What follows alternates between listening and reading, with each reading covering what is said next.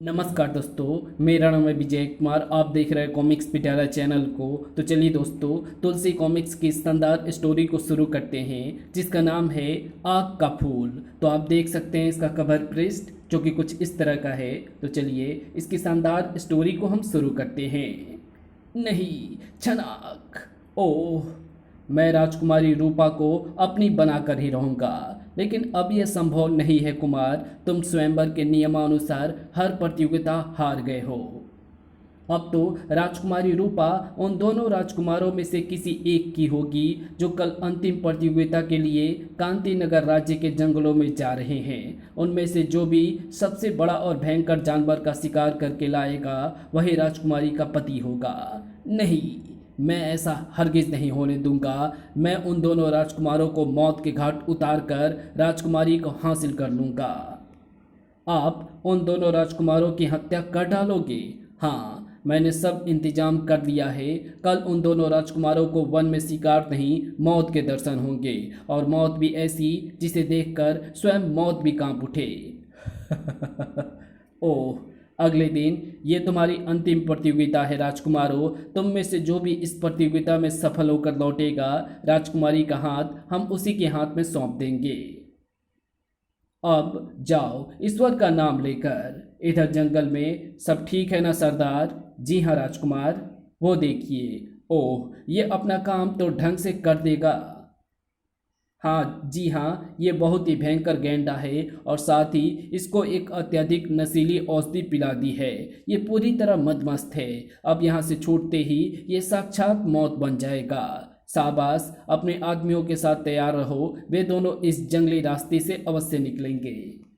वे दोनों किसी भी दशा में बचने नहीं चाहिए। ऐसा ही होगा कुमार। इधर जंगल में आगे बढ़ते दोनों राजकुमार जब उधर से गुजरे, तब फा ओह, दोनों राजकुमार ने अपने अपने तीर अपने अपने तीर बाण अपने अपने बाण तीर से छोड़े, लेकिन उस गंडे पर कोई असर नहीं हुआ।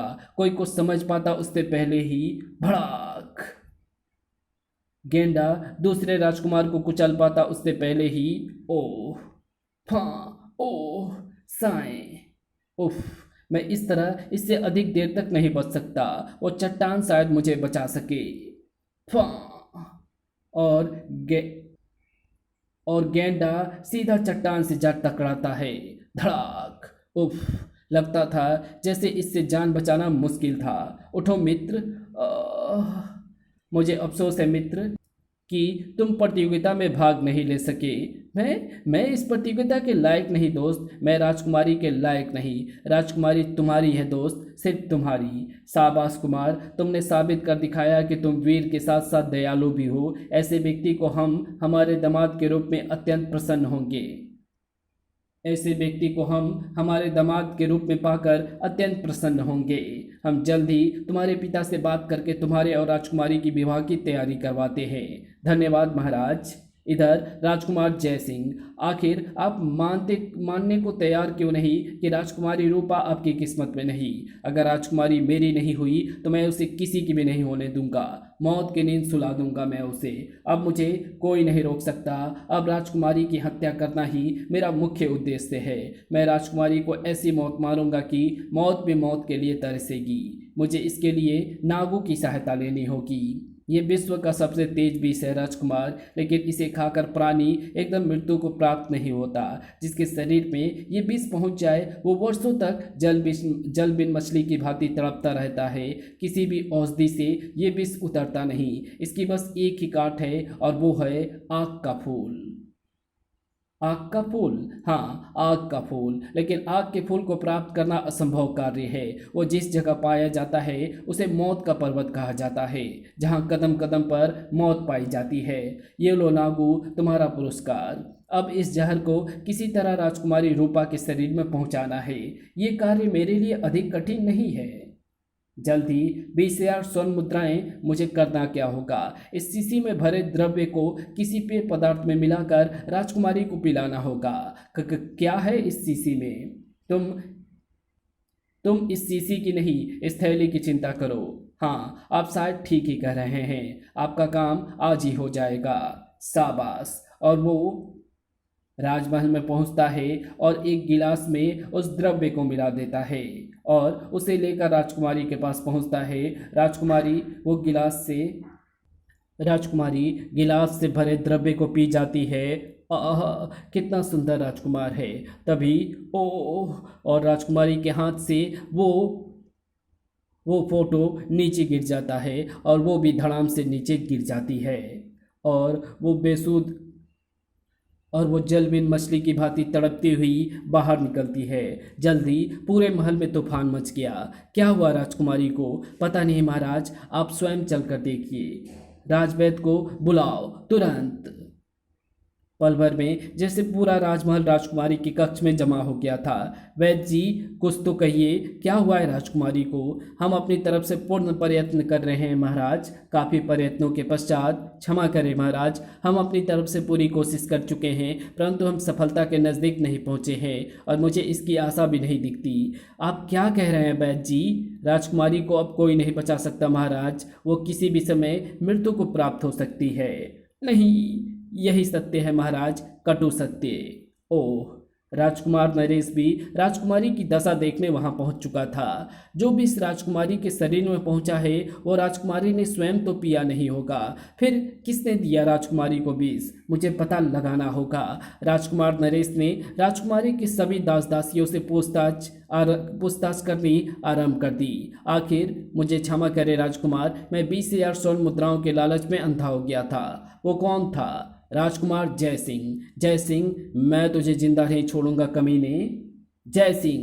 धड़ाक, आह, धड़ाक, भड़ाक। तू पृथ्वी पर बोझ है कुत्ते। ठहरो, अगर तुमने मुझे मार डाला तो राजकुमारी भी जिंदा नहीं बचेगी। राजकुमारी बच सकती है। बता, राजकुमारी कैसे बच सकती है, वरना मैं तेरी गर्दन काट दूंगा। राजकुमारी को अब आग का फूल ही बचा सकता है। आग का फूल?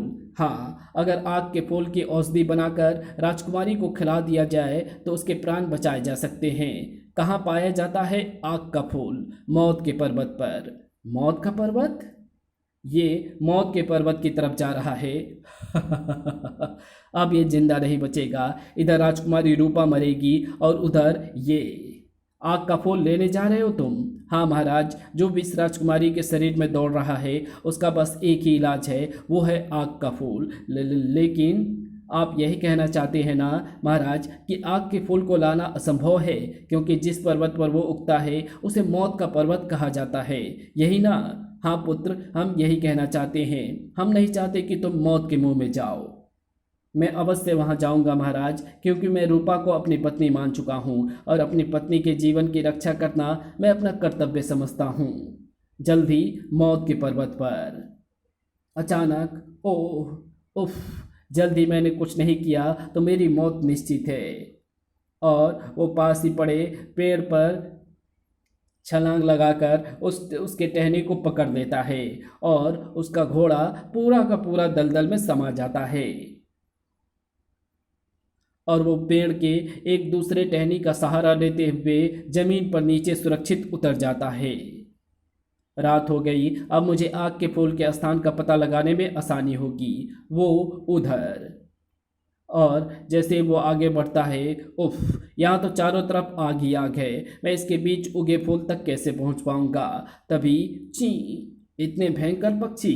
उसी क्षण, ओह, ये भयंकर पक्षी मुझे जाने कहाँ ले जाएगा। मुझे इसे खत्म करना ही होगा। खचाक, ची, ओह, छपाक। ओह, शुक्र है पानी में आकर गिरा, वरना इतनी ऊंचाई से गिरकर जीवित नहीं बचता। आग के फूल तक पहुंचना बहुत मुश्किल है, क्योंकि वो चारों तरफ से भयंकर आग से घिरा हुआ है। अब तो मैं इन भयंकर पक्षियों की मदद से ही उस तक पहुंच सकता हूं, लेकिन इसके लिए मुझे पूर्ण सावधानी बरतनी होगी, वरना मेरी जान भी जा सकती है। और वो चुपके से वो भयंकर प्राणी के पीछे से जाता है और उसके पैरों में कुछ बांध देता है और उसी के सहारे पकड़कर वो उस भयंकर प्राणी के साथ उड़ चलता है। अब ये पक्षी आग के डोरे के ऊपर उड़ रहा है। अब ये पक्षी आग के डोरे के ऊपर से उड़े तो बात है, और तभी ओह, आग का फूल! और वो आग का फूल तोड़ देता है। अरे आग का डोरा गायब। तभी एक भयंकर प्राणी प्रकट हो जाता है। खटाक खचाक खचाक, यही अवसर है इसे समाप्त करने का। खच बड़ाम। अब मुझे अविलंब राजकुमारी के पास पहुंचना चाहिए। जल्दी राजकुमार नरेश, मैं आग के फूल ले आया महाराज। आप वैद्य जी को बुलाकर तुरंत इसकी औषधि बनवाइए। और वैद्य जी आते हैं और उसकी औषधि औषधि बनाकर राजकुमारी को पिलाया जाता है। और पीते ही राजकुमारी उठकर पलंग पर बैठ गई। पिताजी, मेरी बेटी, मुझे क्या हुआ था पिताजी? कुछ नहीं बेटी, जो कुछ हुआ वो एक दुखद स्वप्न था जिसे भूल जाना ही अच्छा है। राजकुमार नरेश कहाँ है? राजकुमार नरेश अभी तो यहीं थे, कहाँ गए वे?